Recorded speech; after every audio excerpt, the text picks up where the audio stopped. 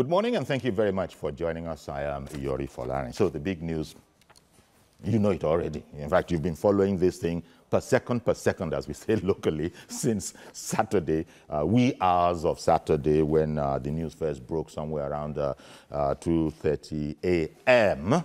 I remember that when the APC chair, who was, at the full briefing of the INEC chairman, there was a crack in there about when most decent people were asleep. But such is the nature of business, politics, and we now know INEC as well. People were hard at work, but at 2:30 or thereabouts, INEC decided that these polls couldn't hold. So we now have till the 23rd, and I think the 9th, when we will have this.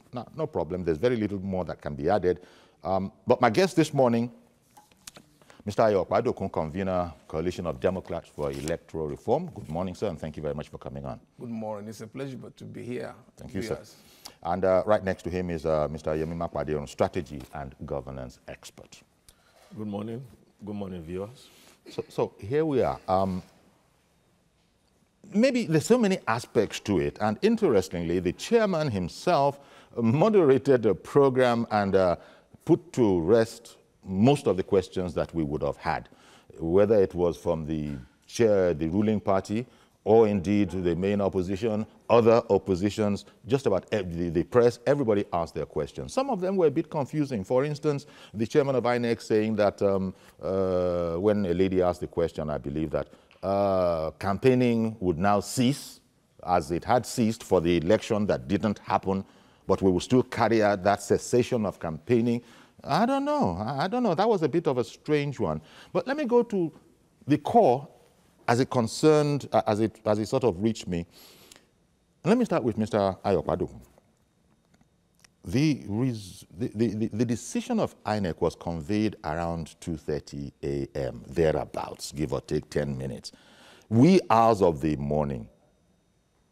Why is the question? Why did it take that long? INEC was watching, was observing, everything was going on. I don't know, before Saturday morning, 12 midnight, 1, 2, and then half 2, and then deciding we got to pull the rug, guys. What exactly was their problem? As APC chairman noted, because he said that I've listened to all your reasons, none of which I can fault, but why did you leave it? Why did INEC leave it as late as it did? Give me your impression, sir, of that particular comment. Do you think it's a fair comment? I think it was a fair comment, but I even want to add more. I dare say that given all the circumstances of the state of the preparation, it was unfortunate that a public officer of the level of Professor Yakubu deferred and waited till 2:30 a.m. to hold the press conference. These things were glaring to all who appreciate the enormity of the task ahead of INEC, that they couldn't pull through. I know that inside his own caucus, suggestions have been made to him. Okay. But he deferred, and he was still hoping. That he could pull it off, that INEC could pull it off. That INEC could pull it off.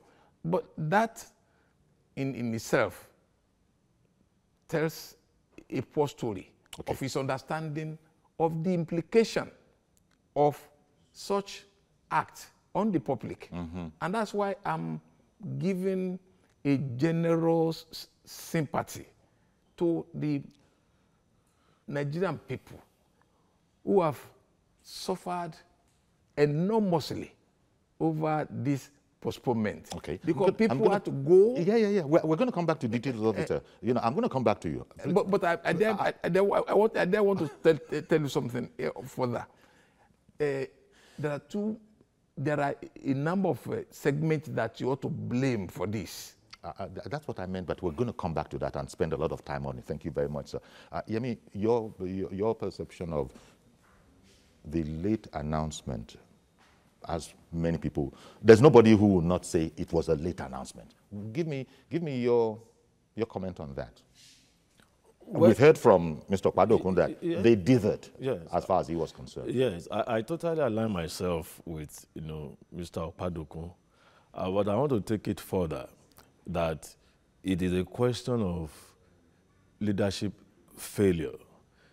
I sympathize with the chairman of INEC and the entire top management of INEC, because organizing a presidential election nationwide is no mean task. I mean, we need to admit that.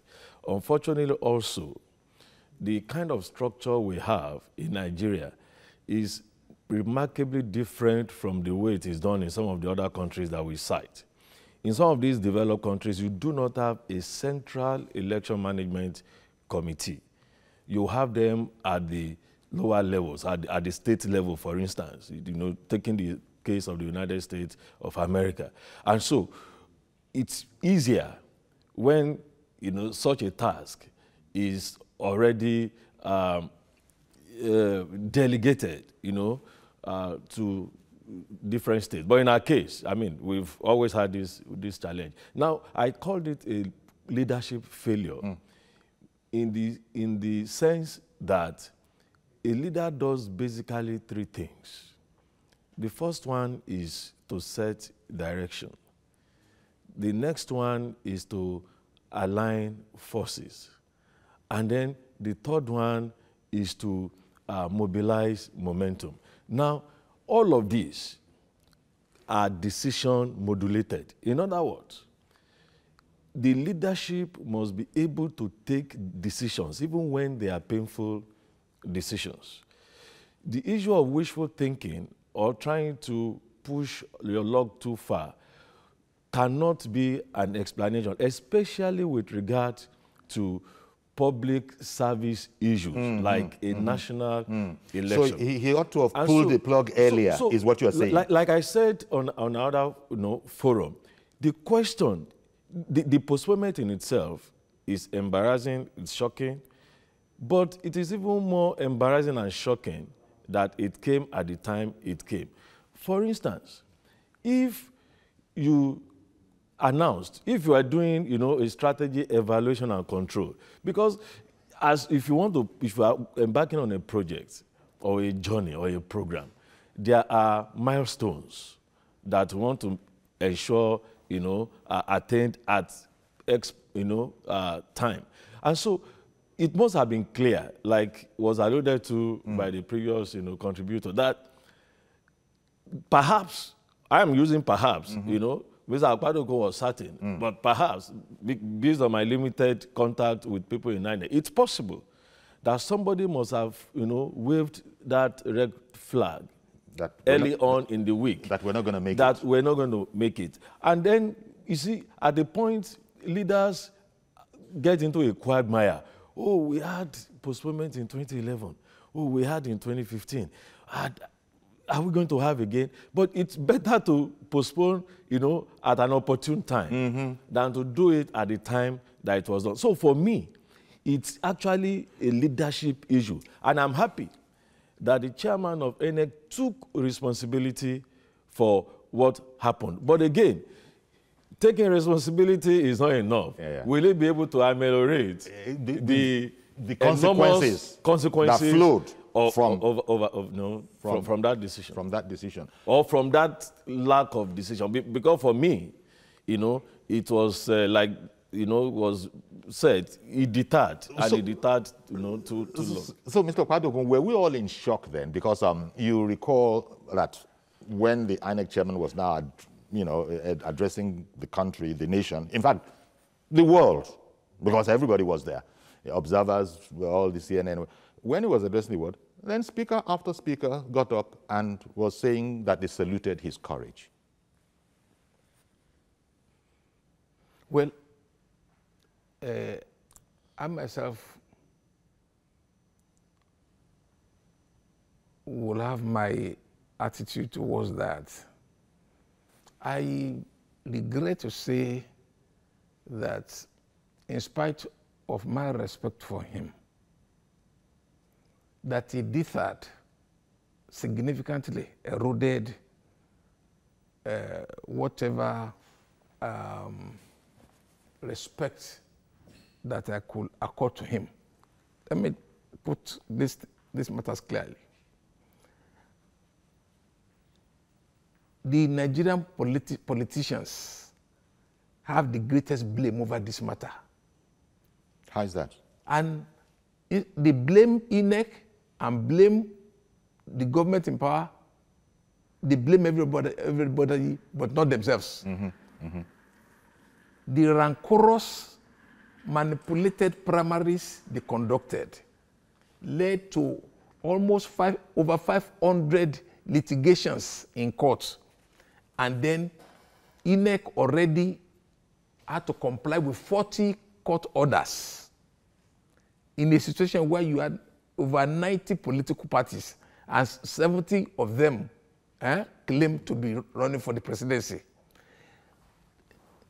The magnitude of the logistical problem that encompasses, which one of these 40 court orders will INEC obey, which one will they not obey? And then the sabotage that took place in some part of the country eroded the capacity of INEC to be able to put in place a hitch-free voting system as they envisaged. This was clear at least almost a week before. So that he deterred, he was waiting till 2:30 was a terribly wrong understanding of mechanics of public purposes because of the implication to people. Just hours before the election, because when we say 2:30, just hours before the election, it was postponed. Look, the consequences were grave and they were multidimensional. Sure. Those who traveled, some of them spent their hard-earned money to go and vote. That had been lost. The risk is quite there. Economic loss that we had, that is there. No more, but much more fundamental is the fact that you erode the confidence of some people. Well, in the real yes. electoral management body, and that brings me to a major matter that I want Nigerians to consider: the docility of majority of us is the very reason why the Nigerian state cannot conduct free, fair, and credible election, because Justice Ume's electoral reform panel recommendation were very significant enough that if we have implemented them, we will not come to this sorry state. Indeed. Look, can you imagine? I beg your pardon, sir. As you were just saying, even the chairman on Saturday alluded to the fact that in terms of electoral reform, we have to have that conversation. That is a conversation that we have to have. But I wanted to say, I mean, when you were telling us the, some of the things of leadership, and that threesome in there, also, leadership is difficult. Everybody knows that. Oh, it is. Foresight. Look, foresight is also part of it, I imagine.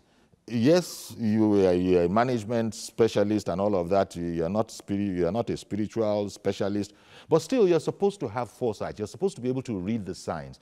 So as Mr. Kwadokun was saying, that he has it on reliable authority that it was known hours before, at the very latest, if not days before. If not days before. And then you wait to the very last minute. What is that?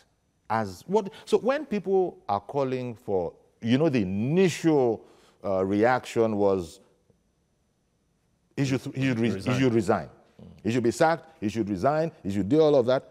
But by the time the man finished speaking and making his presentation, everybody began to call him a hero. I mean, at least they said he was courageous. Until Oshiomhole burst that bubble and say, what hero? I'm demanding an apology here. I'm demanding a refund here. I've wasted money here. Your lives have been changed. Weddings were postponed from that place, maybe postponed to the next one. Now we're going to have to postpone the wedding again. Who's the other gentleman? Bismarck Rewani. He put out an idea that 7.737 trillion naira is his estimate of how much we lost. So there's a big problem here. So how should we now view this INEC? Nobody is saying necessarily that they are dishonest or anything like that, but competency in court. Well, you see, I want to go beyond the issue of competency, because sincerely speaking, I know quite a number of the top echelon of the INEC, and I know that they are highly competent people. But you see, at that strategic point, the issue goes beyond competence. It becomes an issue of what we call capability. And capability in this sense is not a function of technical skills. It's not a function of being able to do something. It's the ability to suitably take, decisions at the right time. Let's go back a little to administration. No, it's leadership. Well, okay. It's not really administration. It's leadership. Isn't it leadership? Well, okay. It's leadership, because Mr. Okpadoko just made reference to the plethora of court orders. Not just cases. Is contending with. Over 600 cases, but at least 40-something orders. Okay.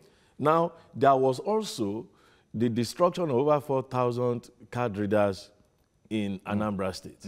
It was at that point that a lot of people felt the election was already endangered. And if at that point, INEC says, because of this colossal loss, I'm talking of over 4,000 card readers, not PVCs. That's right. Card readers. Yes. Now, but for INEC to come out to say, you know what, we already had a scenario, painted this scenario, and we have enough backup. And indeed, we have already replaced those. And I said, wow, this is massive.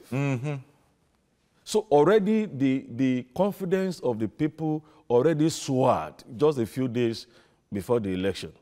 And when everyone had concluded that nothing was going to stop this election, with the exception of a natural disaster, this happened. And then what were the reasons given? 3 reasons were given. Logistics. Logistics is not something that will happen overnight. So it goes without saying that days before the election, we already knew that we're going to have logistical problems. And then poor weather was also cited. Well, you could say that by virtue of the plan of INEC historically to delay the movement of sensitive materials till the very last minute to prevent possible compromise.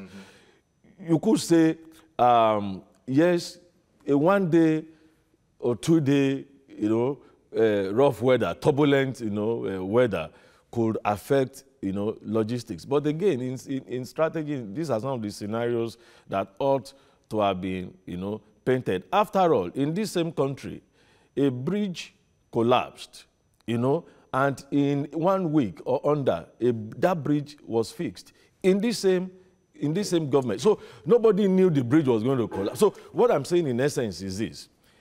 While I believe that we need to move forward on how do we now get this election off the ground and possibly avert similar occurrences in future, it is important that we lay the foundation for why we got ourselves into this situation. Mr. Okpadoko, when you were giving the background to how this could have resulted, I wanted to take out sabotage.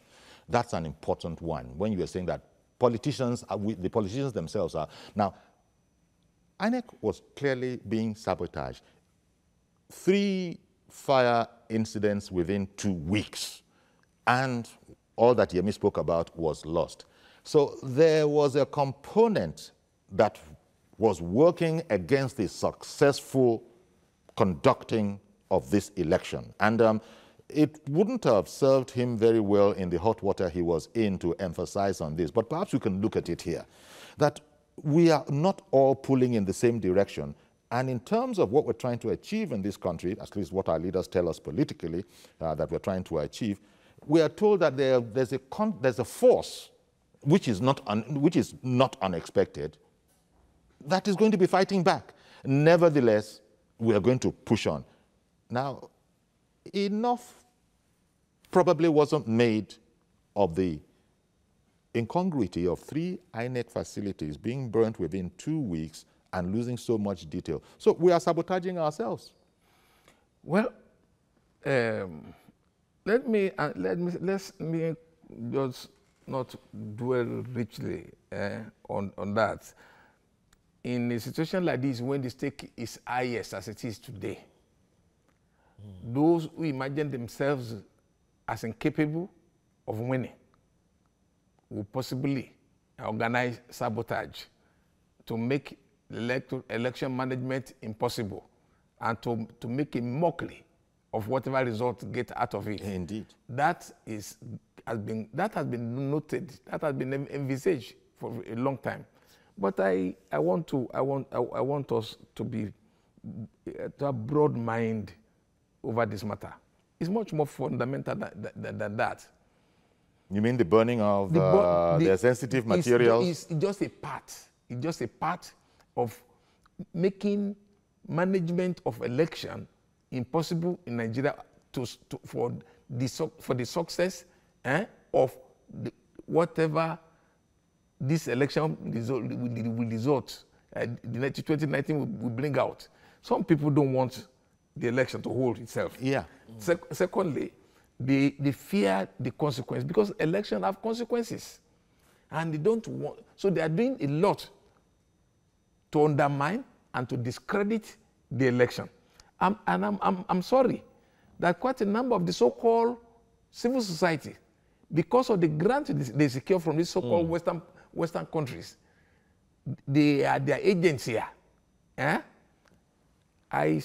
I'm sending a note of warning that Nigeria is no more a colony of any European country, neither that of America. America is not a positive specimen or example of democracy. 2016 election, because the Republicans were controlling the Congress and the Senate, they used their powers in constituency delimitation to disenfranchise a large number of minorities in several states, including Florida, Illinois, Pennsylvania, and the likes. So they should not come here to come and place some kind of master rule. We are capable, but my most important position is that we cannot continue to pretend that this election management body can deliver as we expected. Ways recommended a significant one, that the election management body should not be appointed by the sitting executive. That, look, it's like ICC and Shooting Stars, Enugu Rangers and ICC, they have a football match. And then you ask Enugu Rangers to provide the referee. The sitting executive ought not to be appointing the sitting the electoral umpire, because it's a competitor. Yes, in the thing. Now so that is why that's part of the conversation that even the INEC chair said need. But you see, urgently to be held. CODA, the Coalition of Democrats for Electoral Reform, since 2008. That's right. We have been campaigning, working seriously, including we made presentation and live with House of Rep, Senate over this matter. So I imagine that those are the conversations. When the man said that these are conversations we need to really hold, and which, as you are just pointing out, people have been saying this for decades before that, but it wasn't paid attention to. Now, Mr. Okpado quickly dispatched the whole matter of sabotage. He dispatched it that, look, it's just one of it. But that is also, I wonder if you also don't think it's crucially important in what has come to do. Mr. Okpadoku said, yeah, it's a part of it, but only a part. But that there are people actively working. Yes, I said so. You know, to sabotage whatever the train is of where we're going. There are people who are not happy about how this is going, and they're acting. I don't know what to do. I don't know. You can't turn INEC formations into fortresses, but still, if you had the notion that there are people out there that are carrying jerry cans around, metaphorically speaking, and would like to burn this thing down, surely, is it that we didn't think about it, or is it that we got complacent, or is it what? We saw snippets of that. I mean, with the fire incidences that happened. And like I always say, you know, the intangible is more crucial than the tangibles. Now, we saw the tangible, you know, execution of a kind of sabotage in burning down INEC offices and equipment. The surprising one was the card readers that were inside, yes, you know, that were containerized. Yes. So how the fire got into the container, you know, tells me something. That some of these conspiracy theories, sabotage inclusive, cannot be dismissed with the wave of the hand, even though they do not constitute sufficient excuse for those who are saddled with responsibility to carry out their responsibility effectively. Because one of the functions they have is to actually, you know, examine the environment and ensure that whatever threats that there are, you know, are neutralized. I am concerned that within INEC itself, could there be moles? And you see, when you have an enemy on the outside, it is better managed, yes, than when you have them, the enemy within. When you have the enemy within. So these are some of the things that also, you know, a perspective leadership, organizational leadership, can see telltale signs and be able to sift out. Okay, I beg your pardon. Let me go to the whole matter of conspiracy theories now, because there will be plenty of that. Immediately before the chairman spoke to us, it's what oppositions do. Opposition was saying that this is clearly the ruling party. CUPP, President Obasanjo's CUPP, they also came out with a statement, but not that President Obasanjo, I think, signed it, but they came out with a statement saying that Aso Rock is desperate, and they are the people that are going on. This morning, this day newspaper says, botched poll. We did our best for INEC, says military, police. Wait a minute. On Saturday, the man said, this has nothing whatsoever to do with security. It has nothing whatsoever to do with politics. We, INEC, going by the constitutional provisions, have so decided, and that's the matter. Now imagine, I just wondered the conversation that must have gone on between INEC and the presidency, because surely it's within the president's right to summon and say, what's going on, what's going on? So an explanation would have been made. So when the man now comes out and said, I think he said about 2 or 3 times, nothing to do with security, nothing to do with politics, it's me. That probably... And nothing to do with resources. And nothing to do with resources. We are not complaining. That was the quote when somebody talked about money. We are not complaining.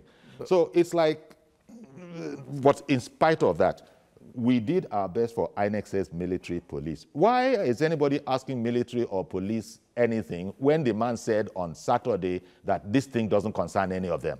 It's another instance of wanting to confuse our people as to what happened. But that's can I come back so you can address it fully? I got to go to break.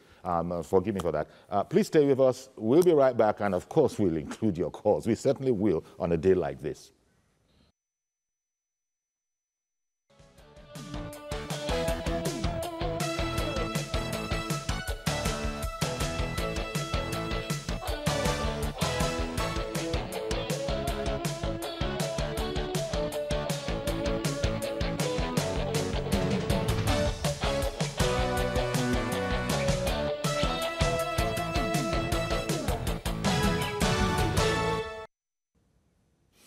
Okay, welcome back, and we're looking at the presidential election that's been shifted for by a week. sabotage, among other reasons, were cited.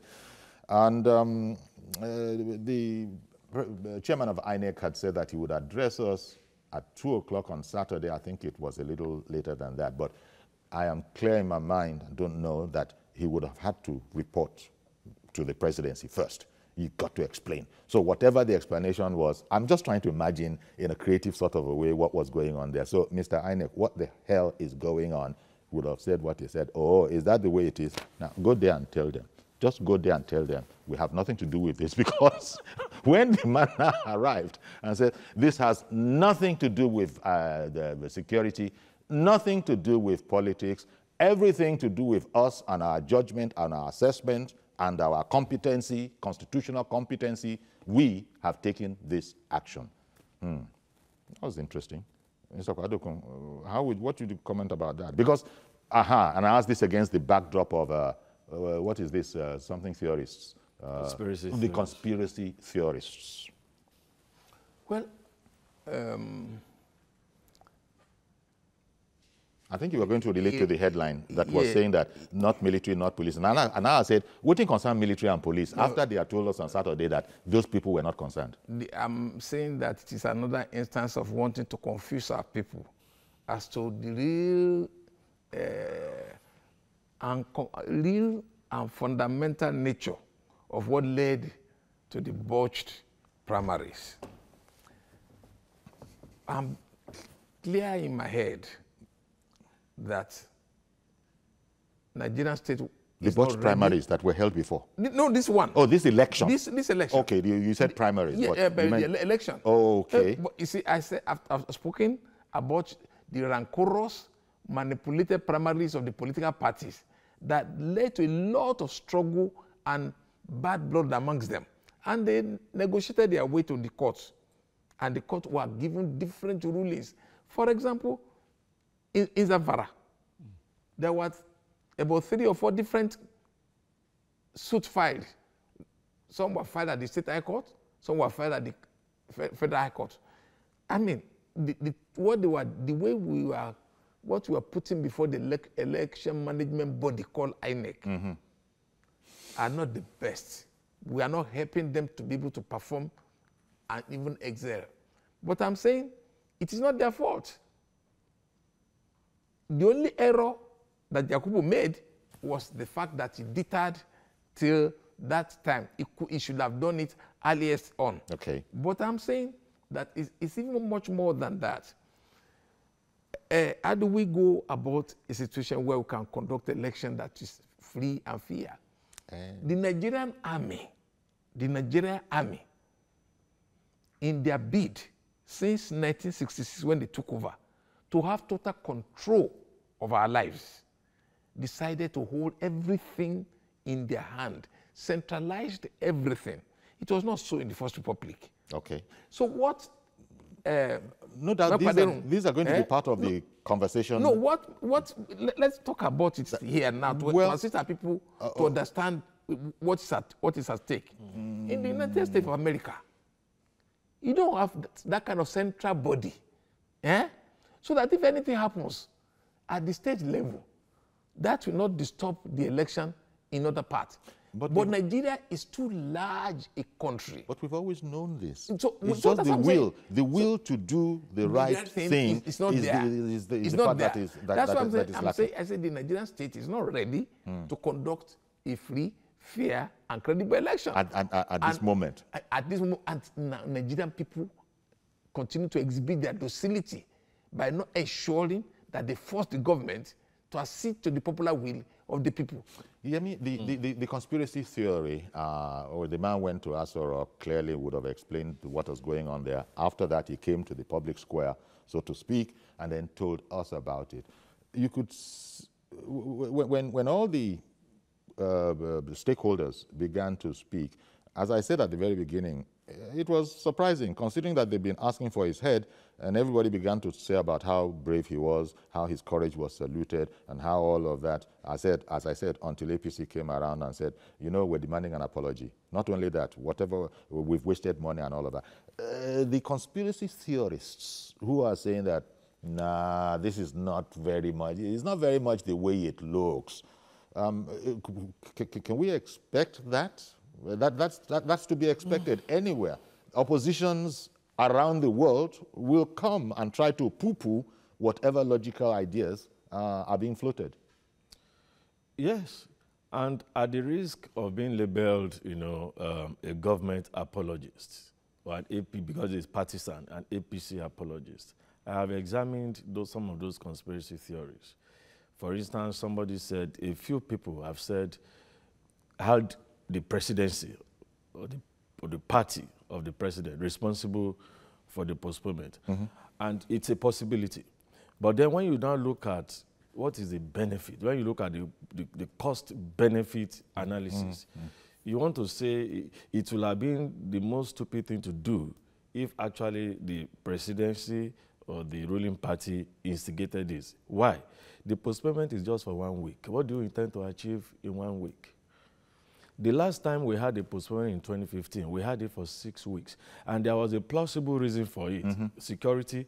But there was also a conspiracy theory that the ruling party at that time needed more time to catch up in campaigning and winning over some, constituencies and the rest of it. And that also makes sense because we saw a lot of things that happened in those 6 weeks in terms of canvassing for votes.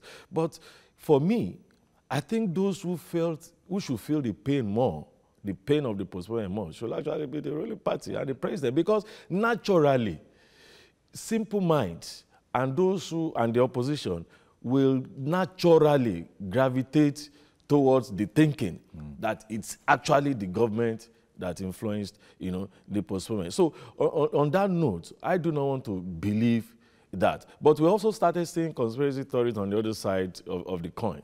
We are now having people accusing the main opposition of planting people in INEC, of appointing a former INEC chairman as technical consultant on election, and so on and so forth. And so it's neither here nor there. So let us just assume, let us just agree and concede to the parties that they are entitled to playing up different kinds of conspiracy theories. My only concern is that the electorate, some feeble electorate, may be swayed by this. And when you have an election that is appearing to be, a tightly fought election, those feeble minds may actually determine where the pendulum swings. But it's in the court of the parties to do damage control and ensure that these things don't impact them. But we cannot totally discountenance them. But the good thing is that postponement is for 1 week, and INEC already took responsibility.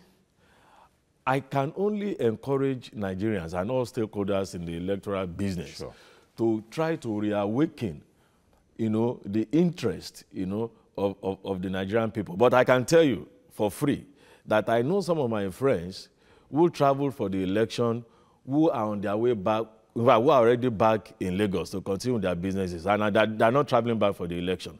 I also have friends who have traveled, but who will stay back even if it takes 1 month or 2 to conduct the election. So, either way, they will could balance themselves. It has the postponement serious, implications. I only hope that it's been very disruptive. Yes, it's been very disruptive. Very disruptive. Very disruptive. Again, sorry, I have Reverend Dominic waiting. Good morning, Reverend Dominic. Good morning, Yori. Thank you for calling in.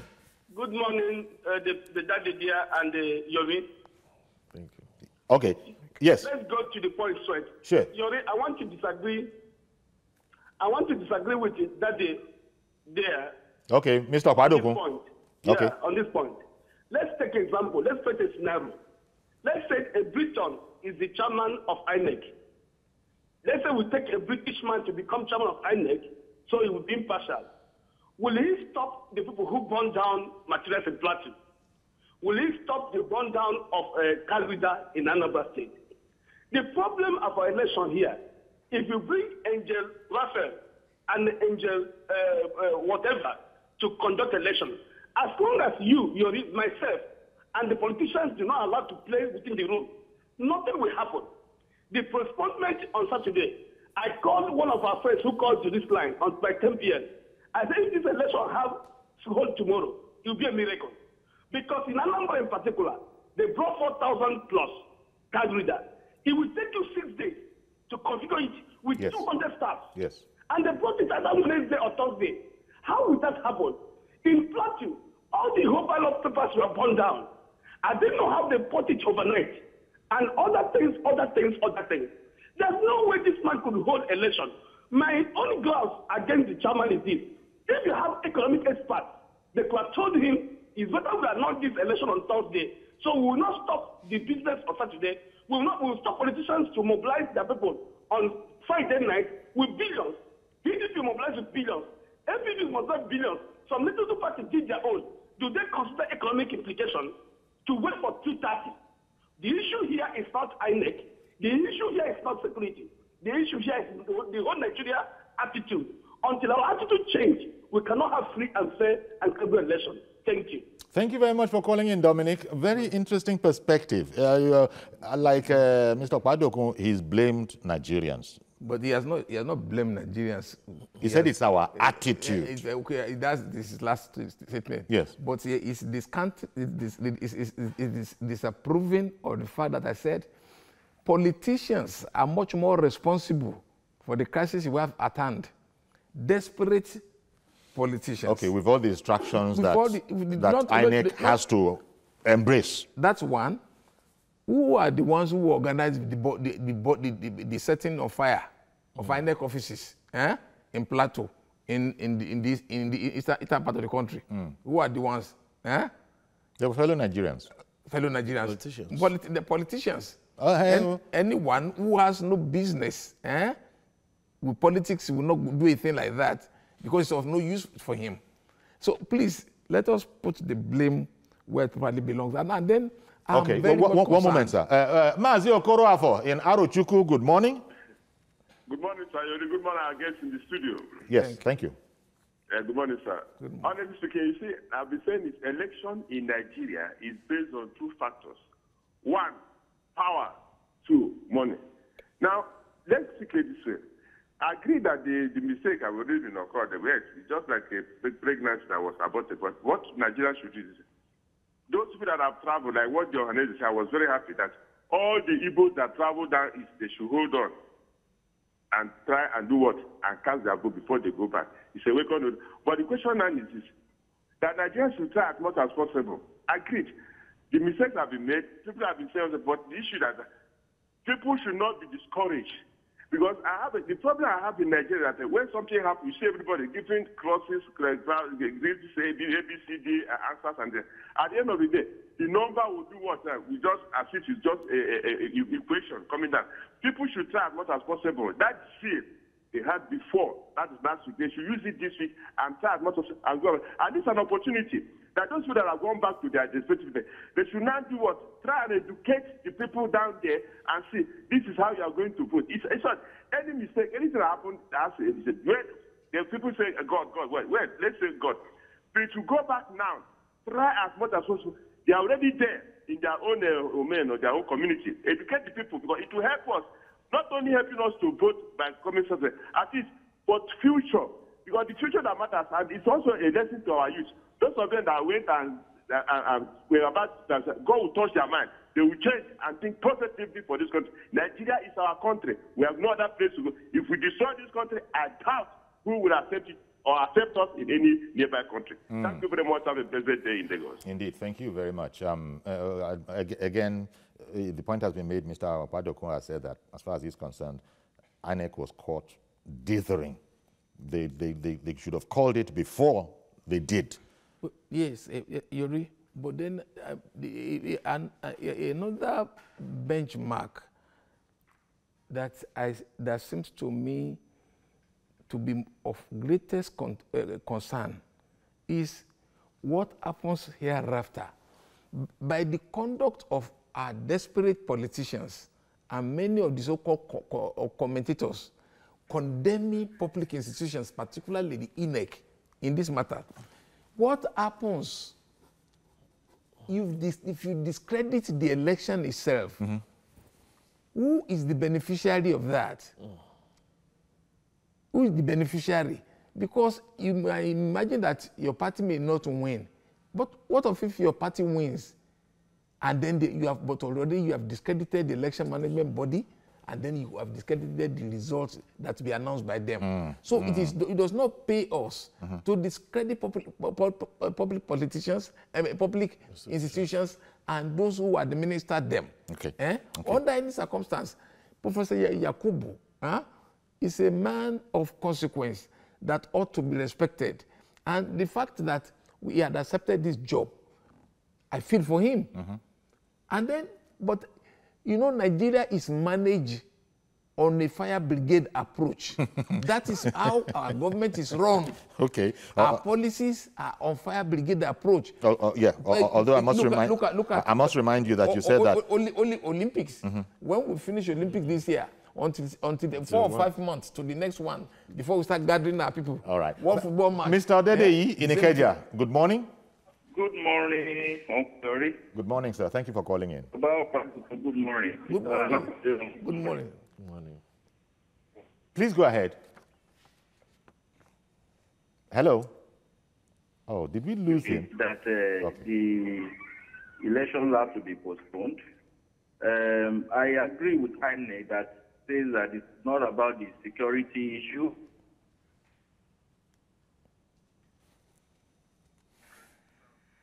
Hello. Oh dear. We lost him. Mr. Dede, we lost you. We don't know if it was the network or if it was credit, but we lost you. Sorry about that joke, you know. Okay, so people were saying also in relation to this particular subject matter, is Saturday 23rd sacrosanct? I hope we're not going to hear any more stories. They related how they had asked of this in the past, and I think the chairman, that special nationwide current affairs program briefing was saying that, no, that's all we need. We have what we need. To be candid, anyone who understands the implication of what INEC is doing logistically will know that it's a nightmare. It's massive. It is massive. It is. And so will that 1 week be enough? I think that they've already started. Okay. I think that they most likely will be able to perform. I want Nigerians not to discredit that management body and discredit the results therefrom. Because we are playing to the hands of the enemies of democracy. Okay. Ebuka in Kaduna, good morning. Yeah, good morning, Uncle Ori. Good morning, sir. And good morning to your two guests. Yeah. You know, both of them have spoken well from their own angle, you know. And the man from Abia State, he has also spoken a great deal. I want to ask a particular question here in line with respect to the conspiracy theory that has been postulated up and down. What if INEC is just the fall guy?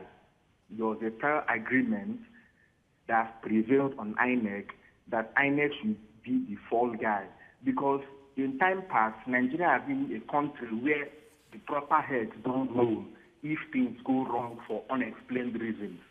Now, what about if INEC has been assured, yes, dish out the information by the time you do, Nigeria is used to taking consequences, nobody is held accountable for it, they all lament and shout and cry, and everything is just to the theater and the well scripted. And what if, because I listened to the 2 p.m. Meeting that was held on Saturday, and from all that was listed out, and the assurances INEC has been given prior to the postponement, there is no need for that. Also, what about if there have been powers prevailing on INEC not to postpone the election? What if INEC was just for guys? What if INEC played to its conscience, going the fact that there have been damages and losses in a couple of states, and if he had gone ahead to done the election, these states would have been disenfranchised, given the damages that have been incurred? What if powers have been prevailing on him and they acted on his conscience? These are two sides of the coin to look at. Because, like I said, when the country where anything goes and the populace goes in for it and nothing happens. And also, going forward, I wish that INEC can be decentralized, just because Nigeria is as big as some other Western countries of the world. But like the old... Mr. Okwadokun, Mr. Padoku said, we are still going in the way of the military, centralizing everything, putting everything from the center. I wish it can be decentralized and things done from state level so that when there is a fault in a particular angle, it will have a ripple effect across the entire body and the entire organization. Thank you. That's my own contribution this morning. Indeed. Thank you very much. What you've done for us is to sort of outline those conspiracy theories and the ideas. There's hardly any need for us to comment on them because we're just looking at the substance on the ground, and we're also, taking note that there are some of those theories out there. Nothing will change that. That's just the way we are. My plea, yes, my plea to Nigerians is not to be discouraged. Because of this? Because of this. Let apathy not set in. Let apathy not set in, no. It is dangerous, and you will be selling ourselves cheap if we allow apathy to set in. Our people should galvanize themselves, brace up with the reality that they want to change, they want good governance. They should not allow this error, avoidable to some extent, to deter them from going to vote, and then accord respect to the election management body that is capable of performing, and then give credit to the result that will come out of it. That will help our country. Be that as it may, the point has also been made that because of this avoidable error that you spoke about, it's been so disruptive of various aspects of our lives. And the chairman was asked whether there were, Oshoma was livid about the money that had been spent. I imagine so is PDP, so are the other political parties, all the money that they had spent. But essentially, the chairman of INEC essentially just shrugged it all off, said, sorry, it happens.